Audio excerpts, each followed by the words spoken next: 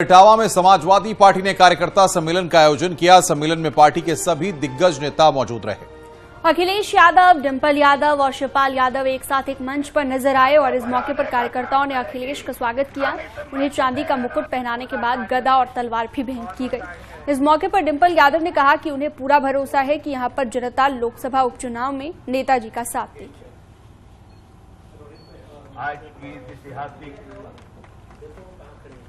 वो जानते नहीं कि चाचा ने नेताजी से सीखा है।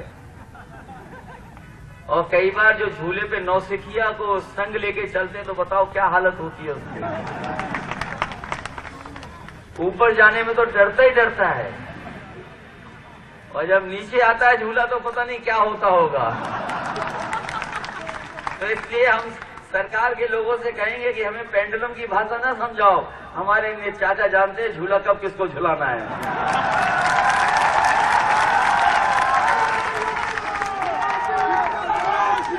और क्या डरा रहे हैं और कह रहे हैं मुख्यमंत्री जी कह रहे हैं कि भाई फुटबॉल है। हमारे मुख्यमंत्री फुटबॉल तो कभी नहीं खेले और मैं नहीं समझता हूं फुटबॉल खेलना भी जानते होंगे।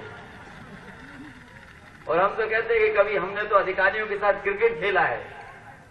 अगर मुख्यमंत्री जी चाहे तो अपनी टीम बना के ले आए। हम समाजवादी लोग फुटबॉल खेलने के लिए तैयार हैं। तो हम अखिलेश से यही कहेंगे, नेताजी से तो नेताजी कहते ही थे, हम चाहते हैं अखिलेश यादव तुमसे छोटे नेताजी, यहाँ की जनता, पूरे उत्तर प्रदेश की जनता और पूरे हिंदुस्तान की जनता छोटे नेताजी के नाम से पुकारे।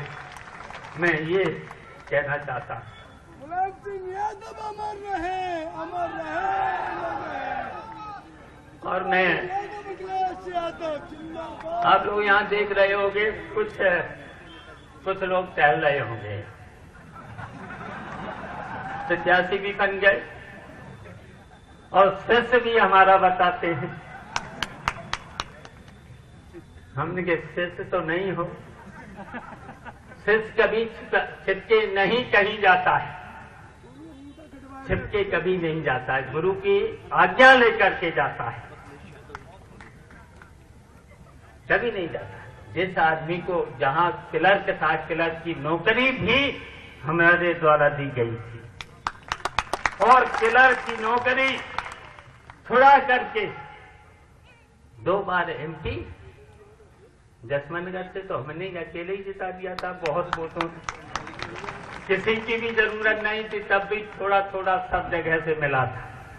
याद खतौली विधानसभा सीट पर होने वाले विधानसभा उपचुनाव को लेकर जयंत चौधरी पार्टी उम्मीदवार के पक्ष में खूब पसीना बहा रहे हैं। जयंत चौधरी ने खतौली में सीएम योगी की जनसभा को लेकर निशाना साधा। उन्होंने कहा है कि सीएम योगी ने अपने भाषण में गन्ना किसानों का जिक्र नहीं किया, केवल बवाल बढ़ाने के लिए कवाल का जिक्र किया। क्या कहेंगे, आज मुख्यमंत्री जी आए और उन्होंने सभा से आज गर्मी शब्द का जिक्र किया, साथ ही कांधला कैराना का भी जिक्र किया, कवाल का भी जिक्र किया, क्या कहना चाहेंगे? देखो, जब भी वो यहाँ पांव रखते हैं इस क्षेत्र को बदनाम करना शुरू कर देते हैं।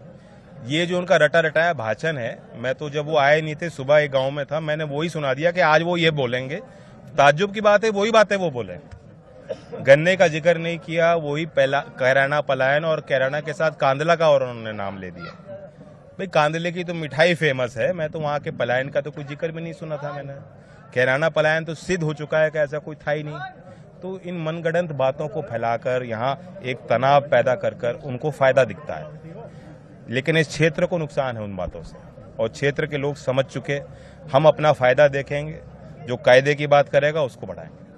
कवाल के बवाल का भी उन्होंने जिक्र किया और ये कहा कि रालोद दाल में तड़के का काम करता है। हम घी का तड़का है। और इसके अलावा गर्मी शब्द का भी प्रयोग किया और वही बात दोहराई जो इससे पहले उन्होंने कही। अब आप तो मोटी जैकेट पहन रहे हो, मैं तो आप देख ही रहे हो, तो गर्म तो है ही, बुखार भी हो रहा है मुझे तो। अच्छा, खतौली की जनता के मन में क्या है? मैंने कहा जैसे खतौली कोई यहाँ क्षेत्र का नुकसान हानि ना पहुंचे, ऐसा फैसला ले, अपना वोट प्रभावी होता देखना चाहते हैं। हर वोटर चाहता है जो मैं वोट दूं उसका कुछ मतलब बने। बहुत शुक्रिया आपका जयंत चौधरी जी। इनका साफ तौर पर कहना है कि मतदान अवश्य कीजिए और वो जीत के प्रति आश्वस्त हैं। कैमरा पर्सन अभिषेक शर्मा के साथ उमेश श्रीवास्तव, न्यूज़ 18 मुजफ्फरनगर। पूर्व मंत्री डॉक्टर धर्म सिंह सैनी की बीजेपी में ज्वाइनिंग फिलहाल टल गई है। बताया जा रहा है कि खतौली में मुख्यमंत्री की जनसभा के लिए अपने काफिले के साथ सहारनपुर से निकल चुके थे और लगभग अपनी मंजिल की ओर पहुंचने वाले थे, लेकिन रास्ते में ही उन्हें रोक दिया गया और अभी कुछ और इंतजार करने के लिए कहा गया है कि कुछ देर और इंतजार कीजिए।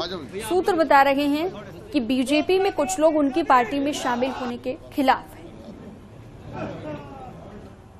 समाजवादी पार्टी के नेता धर्म सिंह सैनी बीजेपी आज ज्वाइन करने वाले थे और इसको लेकर वो अपने आवास से ज्वाइनिंग स्थल के लिए निकल भी चुके थे, लेकिन ऐन मौके पर संगठन से फोन आता है और उनकी ज्वाइनिंग टाल दी जाती है।